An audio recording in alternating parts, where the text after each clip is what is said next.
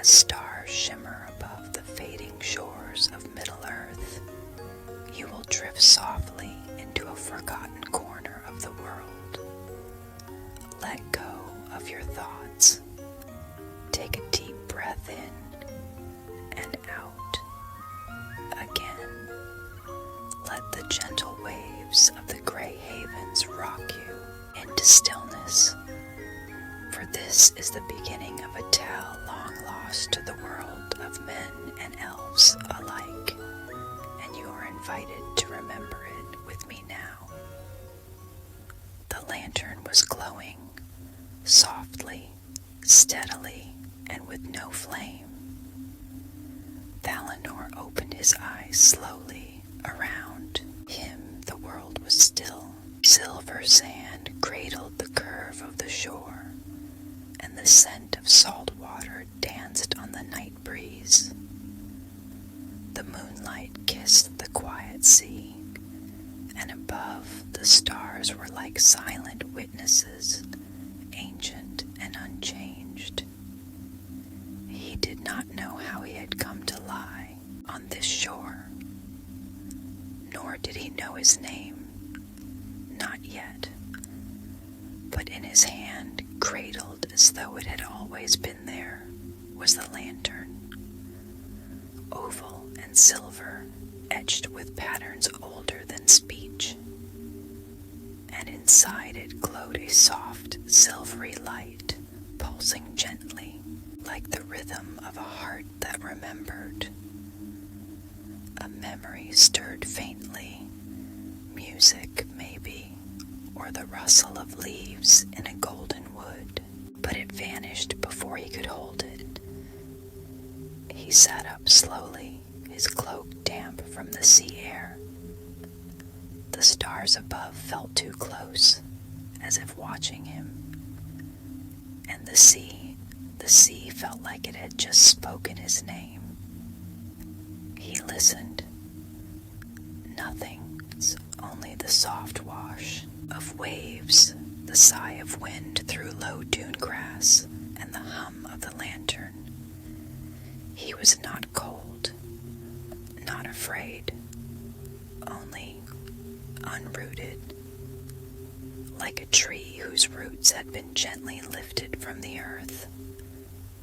There was something he had to remember, something important, something that made the lantern glow. He stood. To the west, the sea stretched endlessly. He felt in the marrow of his bones that once, long ago, ships had sailed from here. White ships, tall and proud, bearing the last of the elves to a land across the waves. A land he almost remembered. A land whose name danced at the edge of his mind like a forgotten dream. Valinor, the word rang inside him like a soft bell. He turned from the sea and looked inland. The land behind him was quiet, rolling hills of soft green, scattered trees, and further still, the faint outlines of ancient ruins, half covered in ivy and silence. Something drew him toward them. He did not know what, but his feet began to move. The lantern glowed brighter with each step as he walked. The memories came in fragments, nothing solid. A silver harp, the sound of laughter, a woman with eyes like starlight, the feeling of running, fast and free, under trees whose leaves glowed gold even in winter. Were they dreams or truths? He didn't know. He passed under an arch of stone, cracked and leaning with age.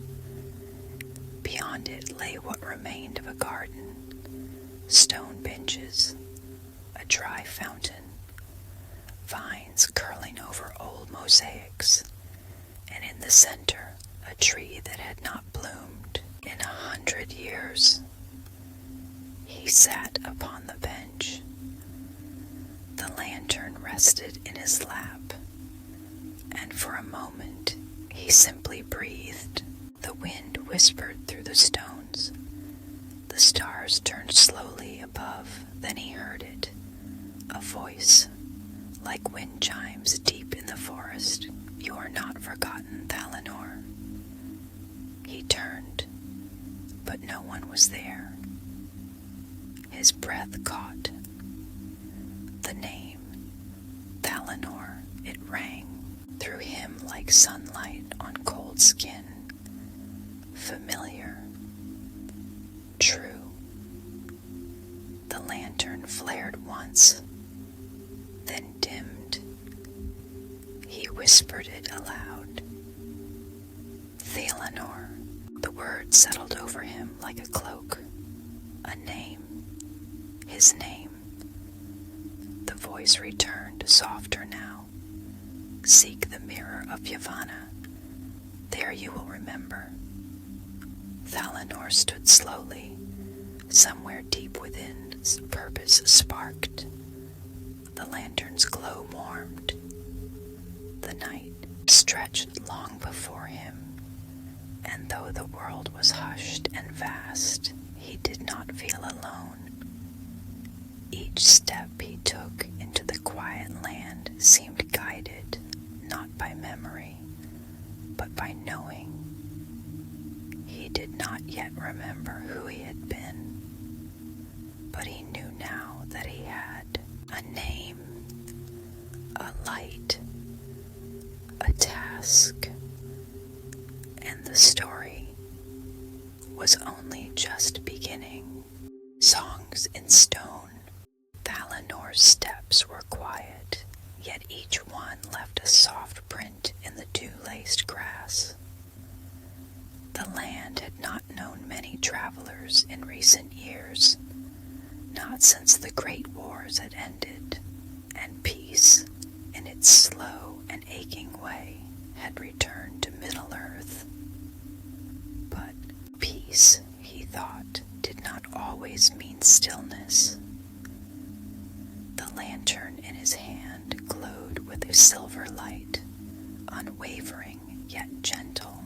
It lit his path through the darkening forest, brushing the bark of trees with a soft shimmer, casting long shadows that reached like quiet memories across the mossy ground. The voice from the ruins still echoed in his mind. "Seek the mirror of Yavanna." He didn't know what the mirror was or where it might be, but the words had kindled something inside him. Not quite memory, but yearning, a longing to understand, to belong. Ahead, the land began to rise. The trees thinned, and great stones jutted from the earth like ancient bones. Some were upright, others toppled and half buried in moss. They stood in broken rings and lines, silent beneath the stars. Wind whispered between them, not unlike a song just beyond hearing. Thallanor paused at the threshold of the ruin. This place had a name, though no one spoke it now. He could feel it in the weight of the air, in the way the lantern's glow dimmed and brightened with each step. He crossed into the circle. The ground was smooth stone, cracked and laced with veins of silver. At the center stood a tall slab carved with faded runes, runes that tugged at Thallannor's mind like half-remembered verses. He reached out, tracing the grooves with his fingers, and the stone sang, not aloud, not in any voice the ear could hear, but Within him something vibrated, an old, clear tone, like the pluck of a harp string stretched across time. He stepped back, breath catching. The lantern brightened. It cast its glow upward, revealing the full height of the central stone. As the light touched the weathered runes, they shimmered, and then, one by one, they began to speak. Not in speech, in song. A deep, slow melody, older than words, older than grief. It wound through the air like mist, and Thalinor's heart moved with it. Images flickered behind his eyes. A hall of stone beneath a mountain, filled with golden light. Elves dancing beside a mirror-clear lake. Dwarves hammering silver into shaped stars. A child with a wooden flute playing beneath a tree that bore glowing fruit. He closed his eyes. The song of the stone wrapped around him, not loud, but full. A harmony of all things that had come before, and all that might yet be. He saw himself, young perhaps, or simply unburdened, laughing with companions he did not know, standing beneath a tree whose name he could not recall. A woman's voice called his name, but not Thalinor. Another name, a name lost. When he opened his eyes, the song had faded. The lantern's glow steadied, and he was alone again in the silence. But not empty, I remember. Music, he whispered. I remember being loved. His voice sounded strange in the open space. It carried gently, then fell away like a feather. A soft sound reached him. Footsteps, not his own. Thalinor turned slowly. At the edge of the stone circle, half shrouded in ivy, stood a figure, small and stocky, a beard braided with silver rings, and eyes that gleamed beneath a hood. Didn't think I'd meet anyone out here, the dwarf said, stepping into the light. Thalinor watched him carefully, but did not move. The dwarf studied him in return, then pointed to the lantern. That's old magic, that is. Ain't seen one of those since I was a beardling. Thalinor tilted his head. You know this, the dwarf chuckled. Know it. I made one like it once. Not that one, mind. Yours looks like it came from the west. Real west, I mean. Across the sea. Thalinor blinked. You forged one. Helped forge it, the dwarf said, stepping closer. Name's Dornan, son of Dorli. Been wandering a while myself. Was hoping to find some peace up north, but the stones started singing. Figured something was afoot. Thalinor looked back at the carved pillar. They remember things. Aye, Dornan said quietly. These stones were placed by the elves in the Second Age. They used to gather here and sing the world into balance. Thought the voices had gone quiet, but I guess not. He eyed Thalinor. You woke them. I don't know how. Thalinor murmured.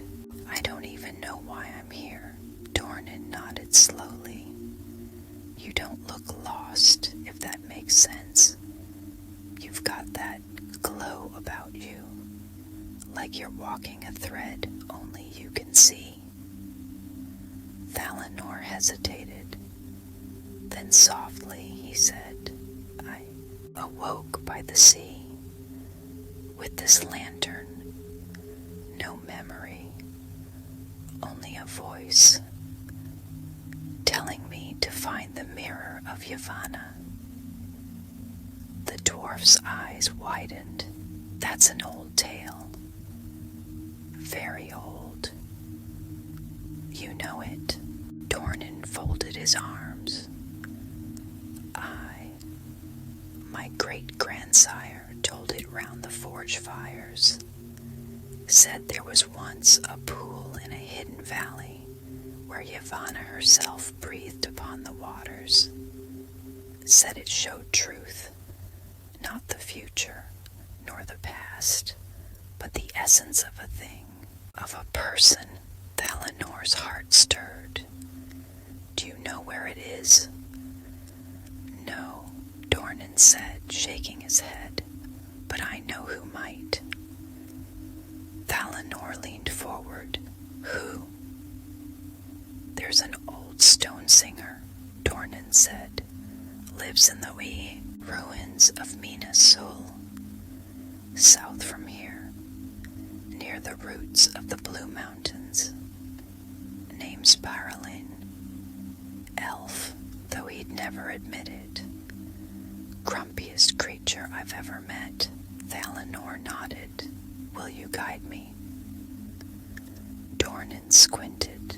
You trust me that? Quick, yeah. Valinor offered a small smile. You heard the song, and you didn't run. The dwarf grunted. Fair enough. He slung his pack over his shoulder.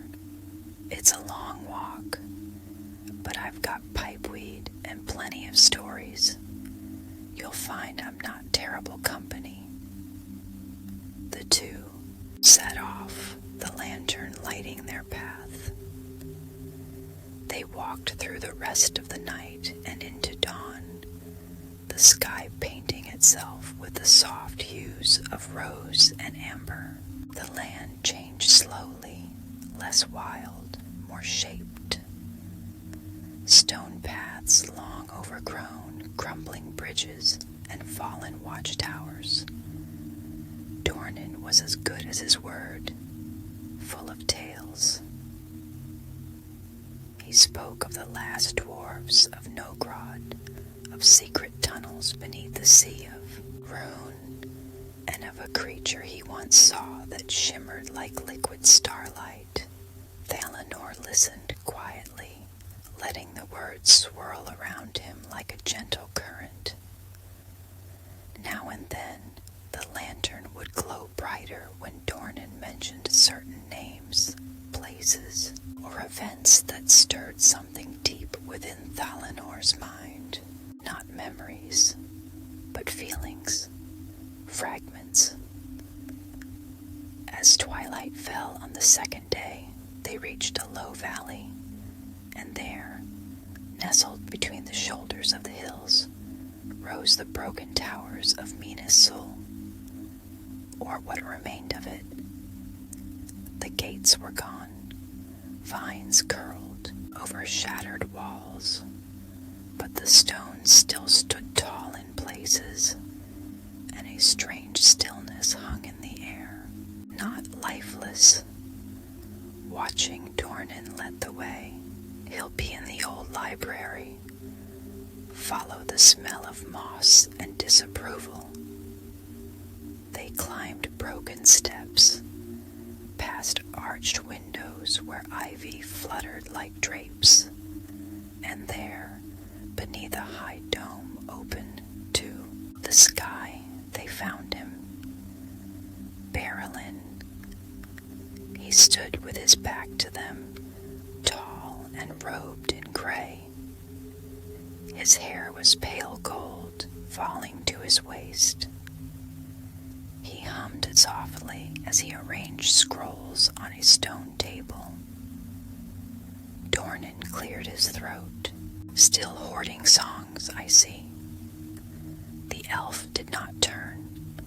Still trampling through sacred ruins with muddy boots, I see.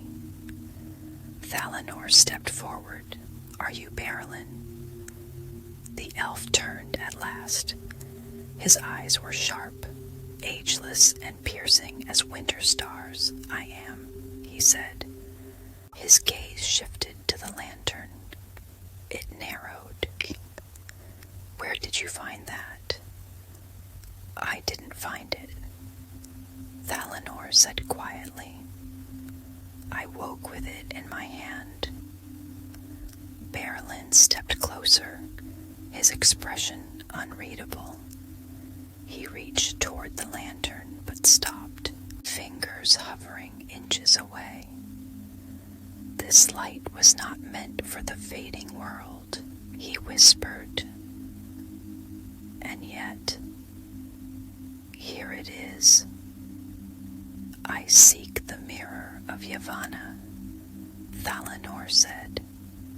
Do you know where it lies? Berlin studied him for a long moment, then softly he said, Yes, but it is not a place you may walk to. It is a memory woven into the world itself. It only reveals itself to those whose light comes from within. Thalanor frowned. What does that mean? Berlin looked past him toward the stars. It means you must remember, Thalanor. You must remember why you were left behind. A silence fell. The lantern pulsed softly, and far away, thunder rolled. Whispers of the wild. The road south from Minas Sol wound through hills untouched by war or stone, where time moved slower than thought. The trees were older here, gnarled oaks and ash, tall beech groves that whispered not just in wind, but in memory. Dornan walked ahead, muttering dwarvish tunes and checking the path for signs of wandering beasts. Thalanor followed quietly, his lantern pulsing with a steady silver glow that seemed to grow brighter the deeper they moved into the forest. Berlin's words echoed through his thoughts. You must remember why you were left behind. But memory still danced just out of reach. Like a fox in the underbrush, it flashed through his mind and vanished before he could catch it. And yet something was changing. He felt it in the soil beneath his feet, in the way the lantern occasionally flickered in response to sounds that weren't quite sounds at all.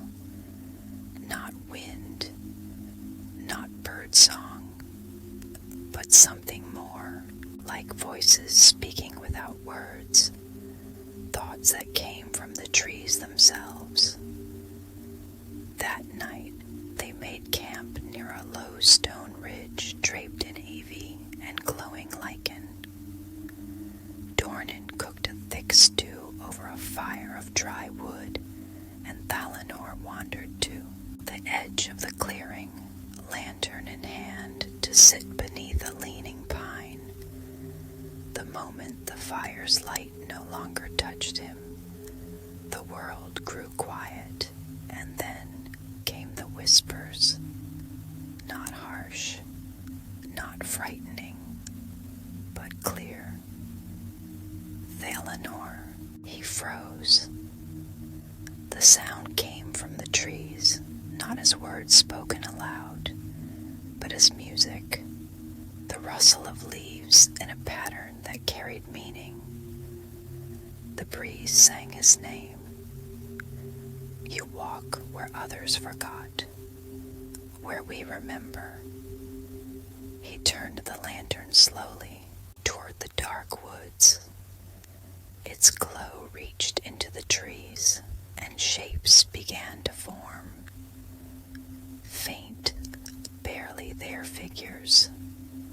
Not men, not elves, not quite spirits either. They shimmered like light cotton fog. Their outlines were tall, flowing, leaf-crowned.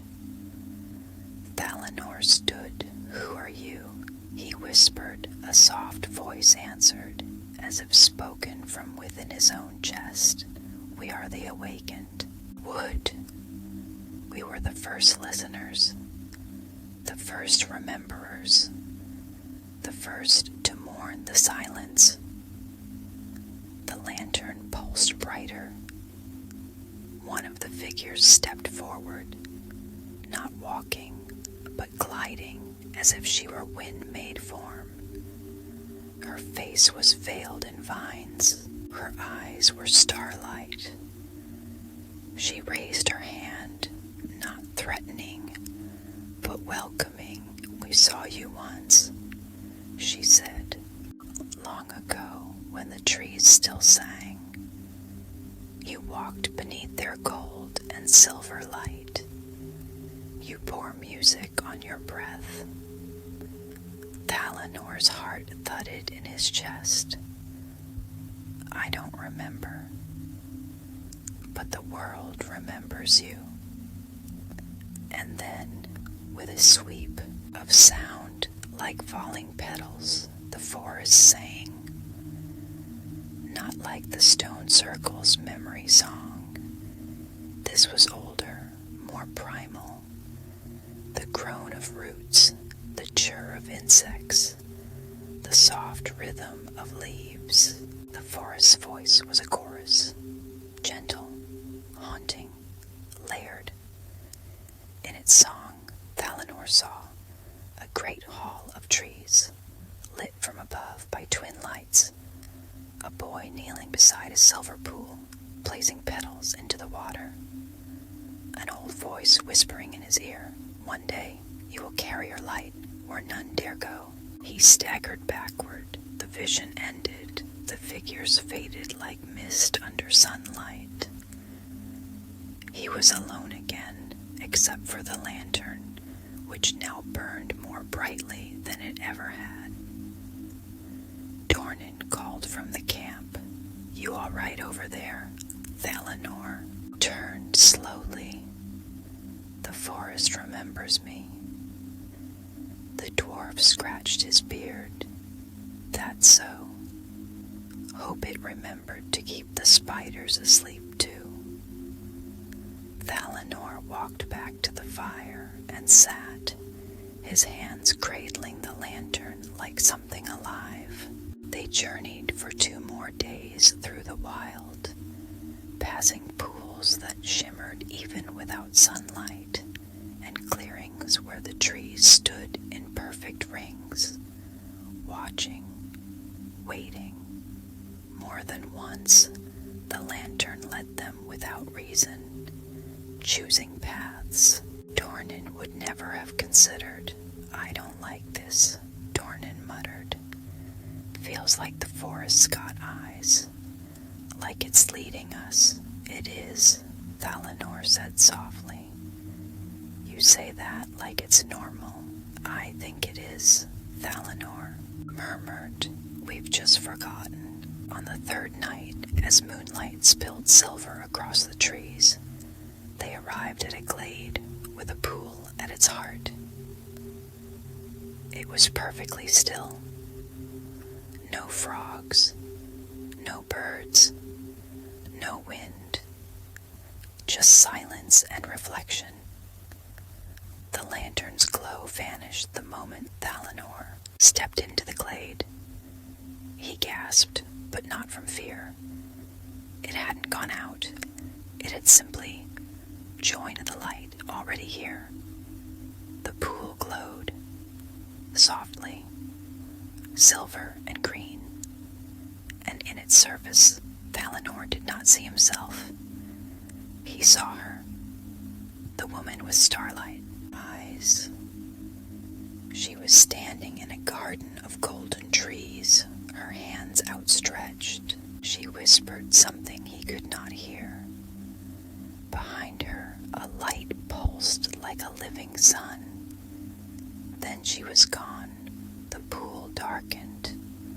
Dornan stood by the edge, unusually quiet. Was that her? Yavanna? Valinor shook his head. I don't know. But she knew me. The lantern flared again. In its light, runes appeared carved into the stones around the pool. Ancient Quenya. The letters shimmered, and Valinor, though he did not know how, could read them. Only those who remember the songs of the roots may cross the veil, sing, and be seen. Valinor turned to Dornan. I think we need to sing. The dwarf blinked. You're serious? Valinor nodded. Dornan grunted, sat on a stone, and began humming, a low, earthy tone, something from deep under mountains, a tune of forging, of stone warmed by fire. Valinor joined him. He let the rhythm take him, not forced, but remembered. He closed his eyes and opened his mouth. What came out surprised them both. A high, clear note, elvish in timbre, wordless and true. He sang of light across the water, of leaves falling on silent paths, of grief, of hope, of stars that never died. The air grew still, the pool shimmered, and then the veil parted. Mist rose from the water, not up, but outward, revealing a hidden path of white stones, winding into a space that had not existed a moment before. Dornan gaped. Well, I'll be hammered flat. Valinor stepped forward, the lantern glowing in tune with the path. This, he knew, would not lead to the mirror yet, but it would bring him closer. He looked back at the dwarf. Will you come? Dornan shook his head. Nah, paths like that, they're not for dwarves. I'll wait here. Keep the stew warm. Valinor smiled gently, and with that he stepped onto the path. The mists closed behind him. The frozen library. The wind howled like a living thing. It curled around the cliffs of Rochelle, cold enough to still the breath, sharp enough to steal sound from the air. Valinor's cloak whipped behind him as he pressed forward, the silver glow of the lantern barely visible through the swirling snow. Dornan had insisted on guiding him north through the old paths. You want the mirror, he had grunted. You'll need names, and the best place to find names is under stone. And so they had journeyed here, to the far north, where few dared tread. The land of ice, of moonlit wastes, of legends carved into frozen stone. Valinor's boots crunched through thick frost. The snow muffled the world. Only the hum of the lantern, warm and constant, remained to tether him. At last, through a break in the storm, a shape appeared, a great black mouth yawning beneath a ridge of ice. Stone columns framed the entrance, cracked and heavy with icicles, and above them was carved a symbol he somehow recognized, a tree with stars in its branches. The symbol struck his heart like a bell. He stepped closer. The storm quieted around him, as if the place repelled the wind. Dornan caught up behind, panting, beard laced with frost. "We found it," the dwarf whispered, more reverent than triumphant. "The vault of Silmarillion, one of the last Elven libraries ever built outside Linden, and you're lucky it still stands." Valinor stared at the door. "I've seen that tree before." "Most haven't," Dornan muttered, brushing snow from the carving. "It's Yavanna's crest.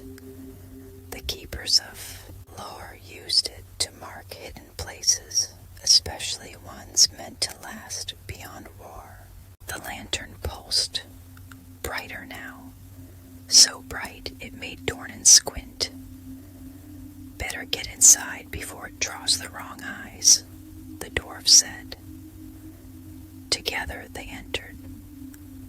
Inside, the cold was not biting, but still. The walls were high and lined with shelves, glass, frozen scrolls, and crystal tablets, all glittering beneath layers of hoarfrost. Pale blue light filtered in through cracks in the ceiling, but the lantern provided the only warmth. Valinor moved slowly. The silence here was thick, not empty, but watchful. The hall curved downward, spiraling into the earth. And as they walked, inscriptions lit up along the walls, soft runes glowing as the lantern passed. He ran his fingers across one. It read, "Memory sleeps beneath silence, waiting for the name to be spoken." He shivered, not from cold. "What name?" he whispered. No answer. Deeper still, the library opened into a domed chamber. Here the shelves were broken, their contents scattered. But at the center of the room stood a raised stone pedestal, and upon it, encased in frost, lay a single silver-bound tome. The lantern brightened until it bathed the chamber in pale, calming light. Valinor stepped toward the book. Dornan touched his arm. "Careful. I think it's meant for me." Valinor raised the lantern, and the frost melted from the tome's surface, vanishing like breath in spring air. He opened the cover slowly. Inside were names. Hundreds, maybe thousands, written in Elvish script. Some shimmered with golden ink. Some were crossed out in ash-gray lines, each page a record of who he didn't know, until he turned to a page that was blank, except for a single glowing phrase: "Aelion, flame of the fading, bearer of the secret light." He froze. The word "Aelion" echoed in his bones. He whispered it aloud. "Aelion." The moment he spoke it, the lantern flared with sudden brilliance. A wind rose in the chamber, not cold, but full of voice. Shelves trembled, the book snapped shut, and then he remembered the light, not the lantern, a flame held between his palms, a gift, a secret, a spark drawn from the trees of Valinor, stolen in silence as the firstborn turned to sorrow. He had been an apprentice to Yavanna's wardens. He He had walked beneath the gold and silver leaves. He had seen them fall, one by one, when Morgoth unleashed his ruin, and before the last leaf fell, he had taken the light, not for power, but for hope. He had meant to carry it into Middle-earth, to plant it, to restore what had been lost, but he had failed. The ship had sunk, the memory had faded, the world had moved on, only the light had remained, the lantern, his exile, his name, Aelion. He dropped to his knees. Dornan stepped forward carefully. "What did you see?" "My name, Thalanor," Aelion whispered. "I was not born in Middle-earth. I was sent." The lantern's light calmed, now a steady silver flame. Dornan looked down at him, not with pity, but with deep respect. "Then you'd best start remembering why." They stayed in the library for the night, sheltered from the storm. Thalanor, no. Aelion sat by the central pedestal, reading runes along the floor and ceiling. The memory did not flood him all at once, but in soft waves. His teacher's voice, the hush of the sacred groves, the promise whispered by Yavanna herself. "You will carry what we cannot. When the world forgets, you will be the memory." He slept with those words like a lullaby, and the lantern for the first time flickered like a heartbeat. The one who waits. They left the frozen vault before dawn. The cold still pressed against Aelion's cloak, but the light inside him burned now, steady and strong. His name rested on his lips like a song remembered in dreams. Aelion, flame of the fading. He carried it like armor, like truth. Dornan walked beside him, grumbling but loyal. "You stop sleepwalking at least," the dwarf muttered, starting to look like someone who's got purpose, even if you smell like a half-frozen mushroom. Aelion smiled quietly. "Do you think the light was meant to be forgotten?" Dornan shrugged. "Maybe not forgotten. Maybe hidden, buried deep enough that only someone like you could carry it again. But something follows me," Aelion said softly, "even before I remembered." Dornan paused.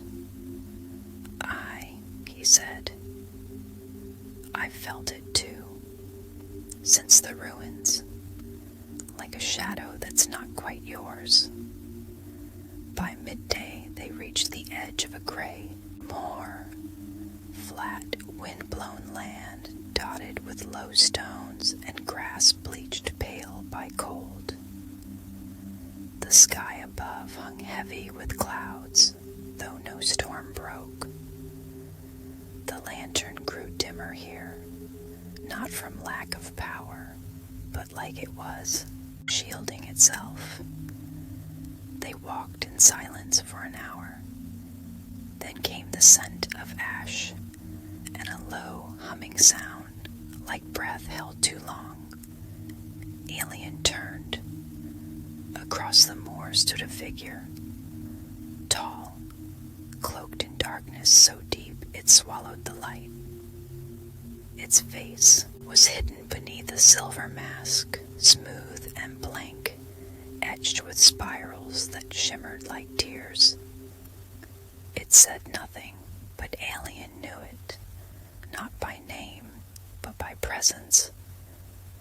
The memory rushed in, a burning shore, a ship torn by shadow, a voice saying, "One must remain." This figure had been there. Aelion stepped forward. "You followed me from the sea." The figure's mask tilted, slowly, not threatening, but knowing. Dornan gripped his axe. "What in Mahal's beard is that?" "I don't know," Aelion said, "but it waits, watches, always, one step behind." He raised the lantern. Light flared, and the figure recoiled slightly, as if the glow burned even through the mask. Still, it did not retreat. Instead, it spoke. The voice was not heard. It entered Aelion's mind like water through stone. "You carry what was not meant to endure." Aelion breathed carefully. "I carry what was left behind. Because you failed." The words struck hard. "I was sent," Aelion said, steadier now, "to preserve what the West abandoned." The shadow stepped closer. "And yet you forgot. You wandered. You slept." "I was wounded," he whispered. The figure paused, then softer. "So was I." Aelion blinked. The air between them shifted, not hostility. Recognition. "What are you?" he asked. The figure tilted its head. "I am the memory of what you buried. I am the part that stayed behind when you turned toward light." "You were with me," Aelion said, almost a whisper. "I am you." A wind passed through the moor. The grass bowed. The sky grayed further. Dornan stepped forward. "You don't have to listen to it." But Aelion shook his head. "I do." He stepped closer. "You waited all this time for you to remember." "And now?" Aelion asked. The mask shimmered. "Now we walk together again. Or not at all," he understood. The shadow wasn't evil. It wasn't a wraith. It was grief, guilt, the part of him that had carried the failure, the exile, the forgotten burden. He had split from it when the sea had swallowed the ship, and he had walked alone ever since. But no longer. Aelion reached out. The lantern flared, and the shadow stepped into the light, and in that moment it changed. The mask cracked. The cloak dissolved like mist, and standing before him was himself, younger, tired, eyes full of sorrow. Aelion stepped forward and embraced him. Light surrounded them both. When the glow faded, Dornan lowered his axe. "By the mountains," he muttered, "that was the strangest thing I've ever seen. And I once got kissed by a mountain goat that could speak in riddles." Aelion stood tall, whole, his eyes clearer than ever before. "I'm ready now," he said, "to find the mirror, to see what truth remains." The forgotten fire. They descended into the lowlands by morning, mist curling around their boots like sleepy fog. The lantern now burned with a steady silver gold hue. brighter than ever, yet not harsh. Its glow felt alive, and Aelion no longer feared the silence, had welcomed back the shadow that haunted him, his own sorrow, shaped and waiting, and now it walked quietly within him, whole, not erased, but understood. Dornan trudged beside him, axe across his back, eyes narrowed as the path sloped downward into a wooded ravine. "This place," the dwarf muttered, "it's old, too old." Aelion nodded. "I know it."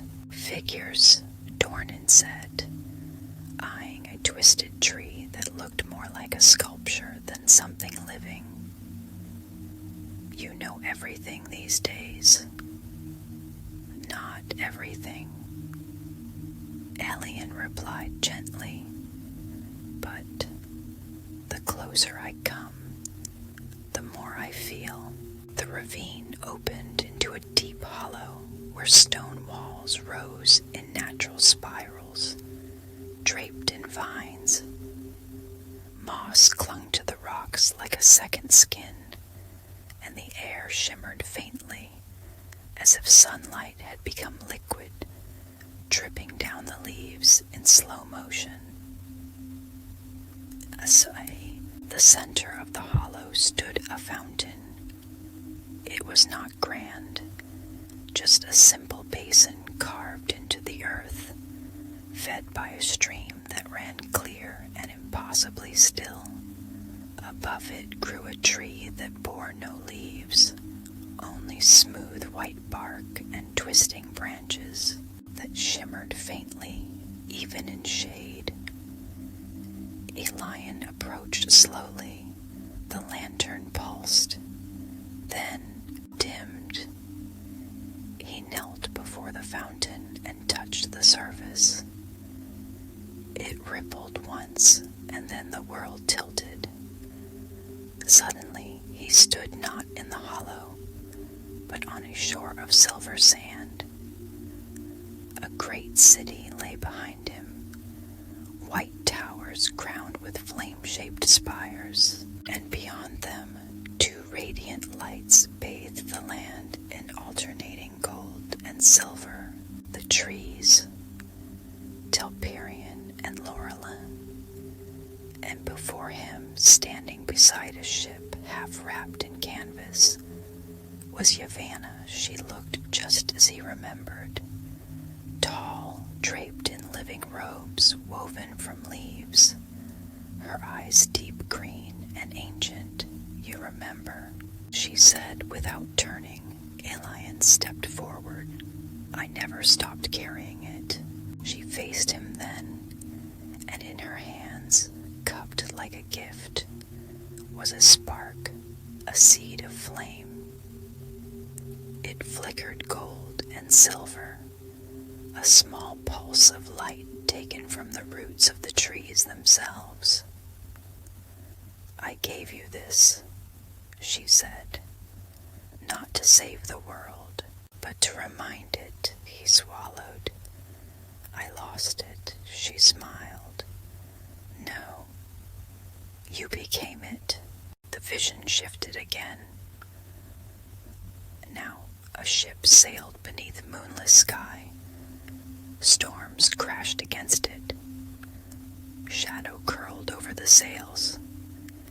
Aelion stood at the helm, the lantern clutched to his chest, glowing fiercely, and then impact, water, cold, silence. But the light did not go out. It changed. It folded into him, hidden deep within. The lantern became a symbol, but the fire had always burned in his chest, even in exile, even in silence, even in forgetfulness. He gasped and stumbled back from the fountain. Dornan caught his arm. "You went quiet for a while.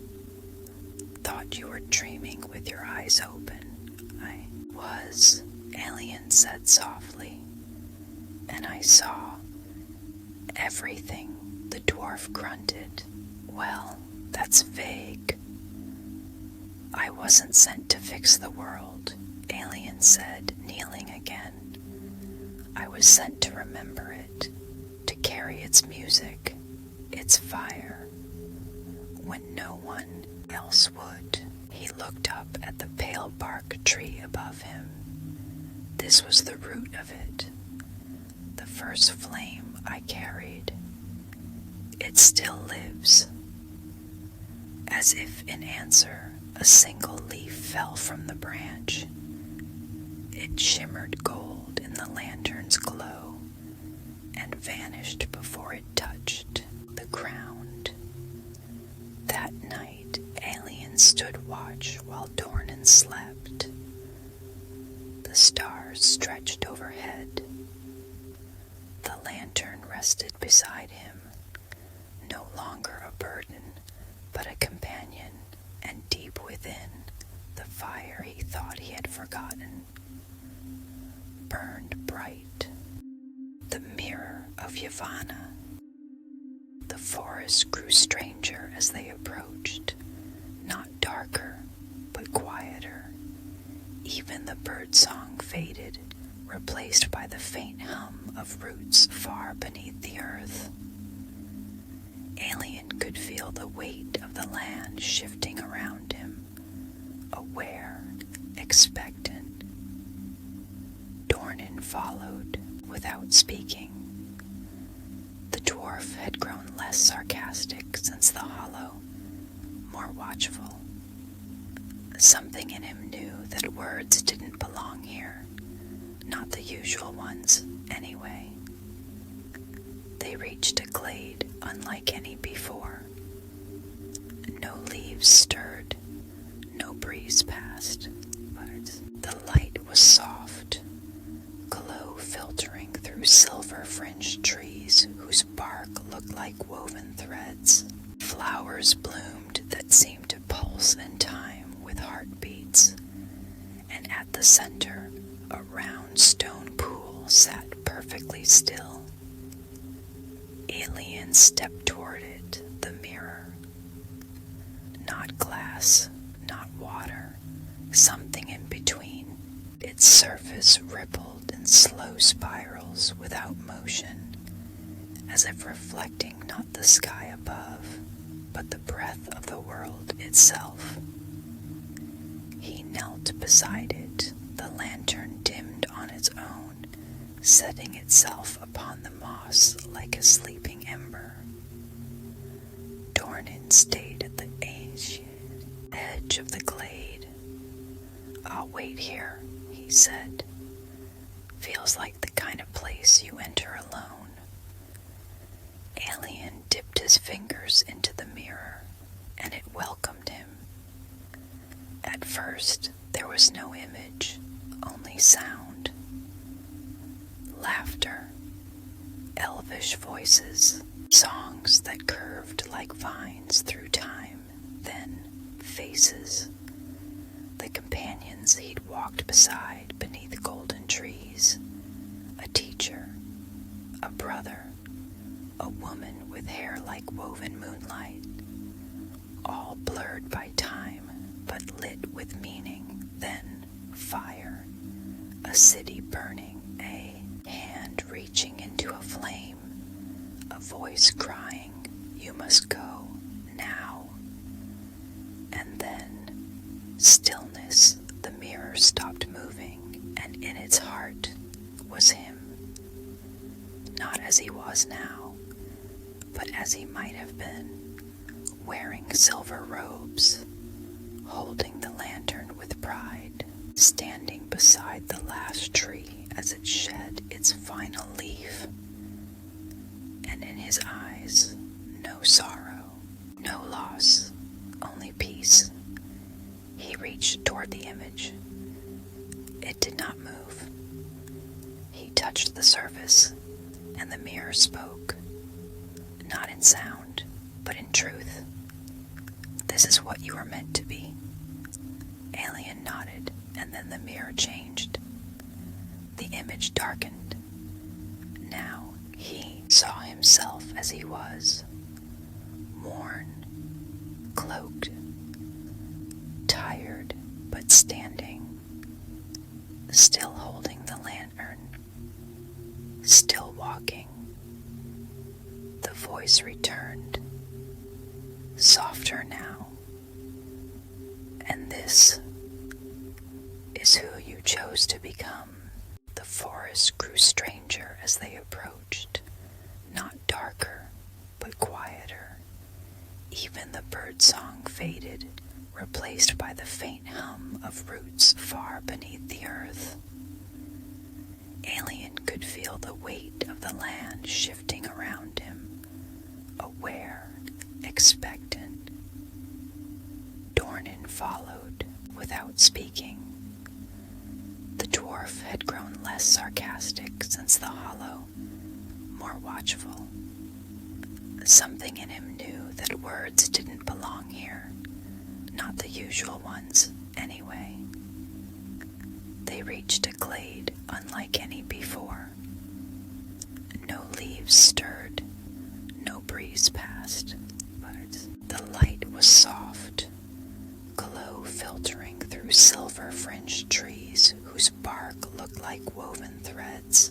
Flowers bloomed that seemed to pulse in time with heartbeats, and at the center, a round stone pool sat perfectly still. Aelion stepped toward it, the mirror. Not glass, not water, something in between.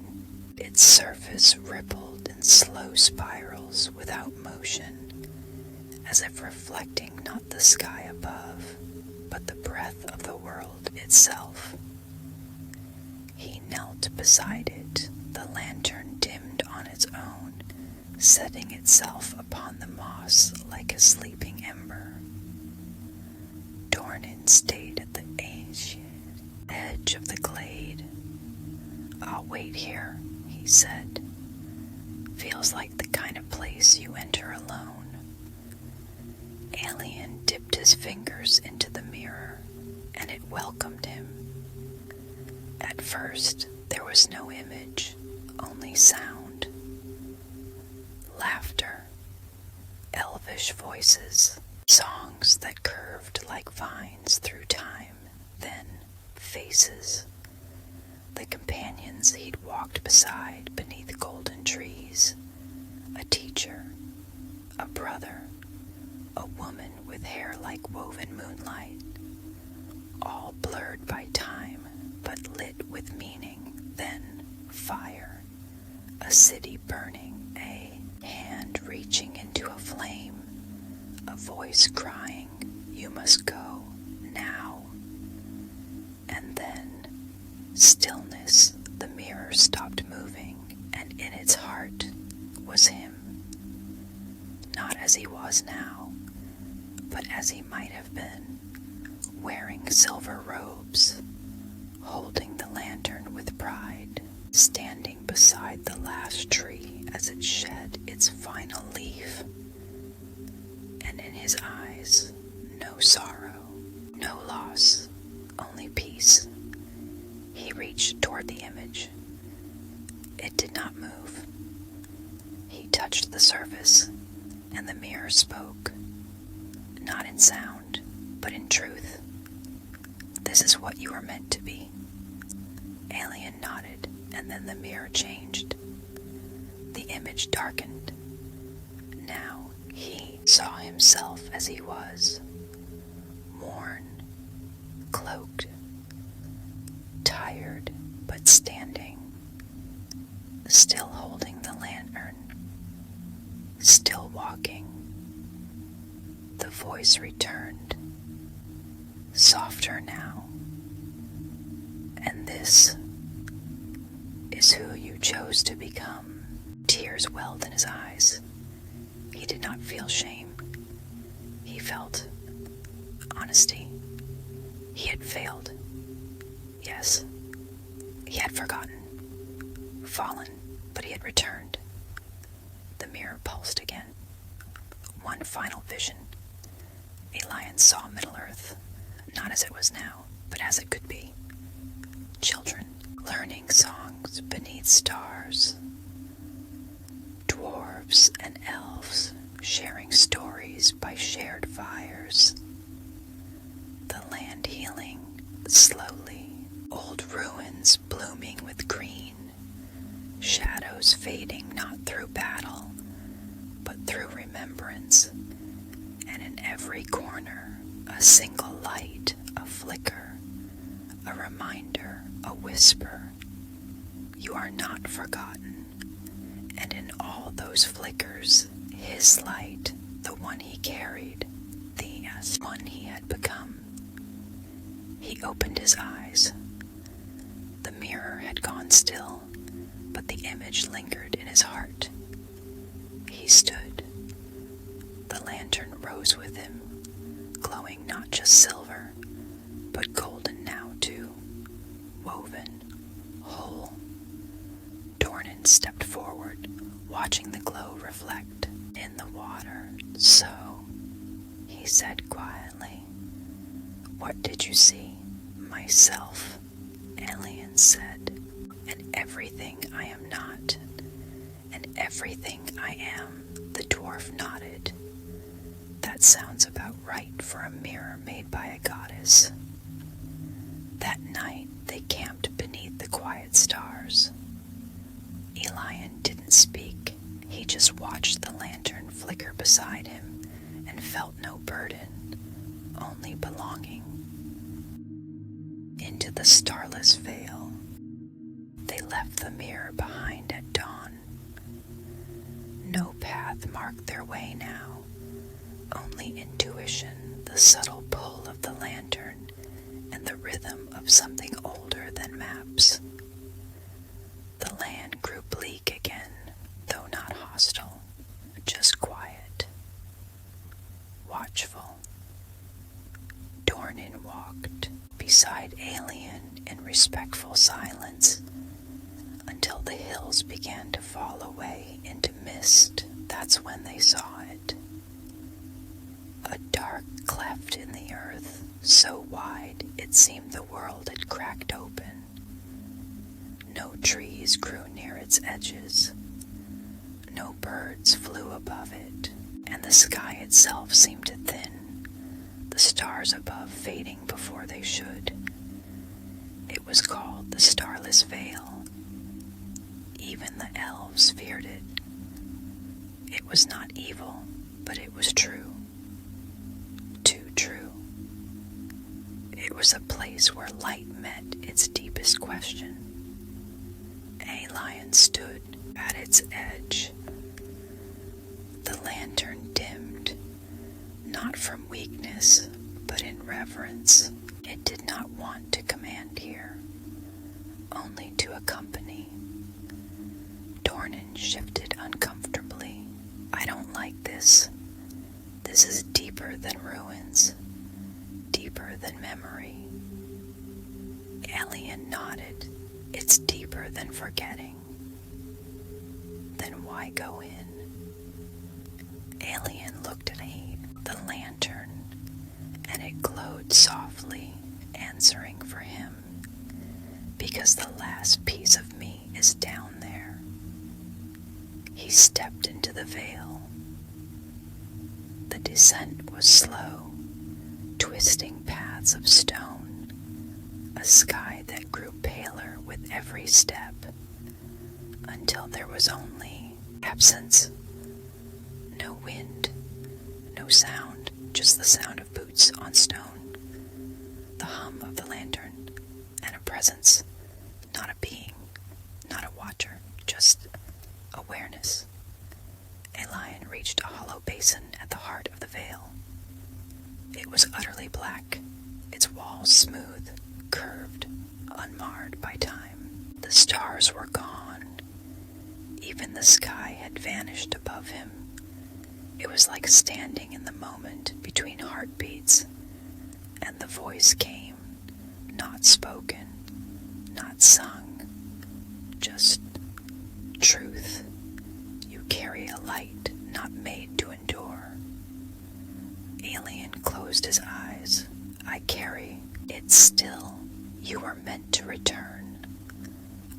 chose to remain. Why?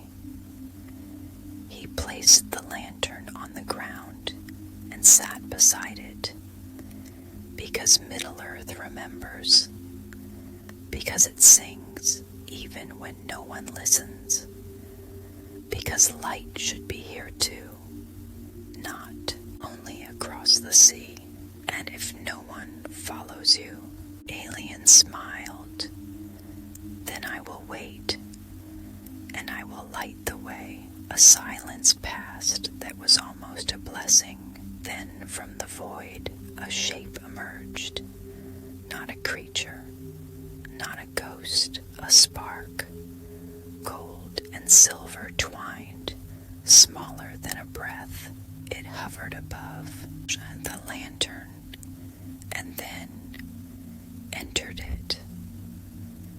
The lantern shone not with brightness, but with truth. It was complete now, no longer a vessel of exile, but a torch of purpose, and it sang softly, a note so quiet it was more felt than heard. The light that had been hidden was now chosen. Aelion stood. The veil did not brighten, but it no longer pressed in. He turned, and the path behind him had changed. No longer stone, but smooth grass, lit with faint starlight. Dornan waited at the top, eyes wide. Are you still you? Aelion nodded. Yes, just more. They walked back, in silence, the lantern glowing not ahead of them, but with them, and above them the stars returned. The naming. Aelion walked alone at first light.